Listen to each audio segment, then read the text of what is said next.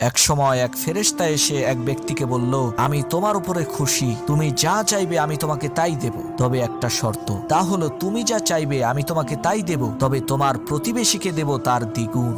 লোকটা বলল, আচ্ছা, আমার 1 বস্তা স্বর্ণ মুদ্রা চাই। ফেরেশতা তাকে 1 বস্তা স্বর্ণ মুদ্রা দিল, এতে তার প্রতিবেশী 2 বস্তা স্বর্ণ মুদ্রা পেল। লোকটি বলল, আমার একটা মার্সিডিজ গাড়ি চাই। ফেরেশতা তাকে একটা মার্সিডিজ গাড়ি দিয়ে দিল, প্রতিবেশী 2টা মার্সিডিজ গাড়ি পেয়ে গেল। লোকটি বলল, আমার একটা আলিশান মহল চাই। ফেরেশতা তাকে একটা আলিশান মহল দিল, তার প্রতিবেশীকে দিল 2টা আলিশান মহল। লোকটা ফেরেশতাকে বলল, দয়া করে তুমি আমার শেষ ইচ্ছাটা পূর্ণ করো। ফেরেশতা বলল, কি সেটা? লোকটা বলল, তুমি আমার একটা চোখ অন্ধ করে দাও, যাতে আমি আর সেই চোখ দিয়ে কিছুই দেখতে না পারি। ফেরেশতা তার এক চোখ নষ্ট করে দিল।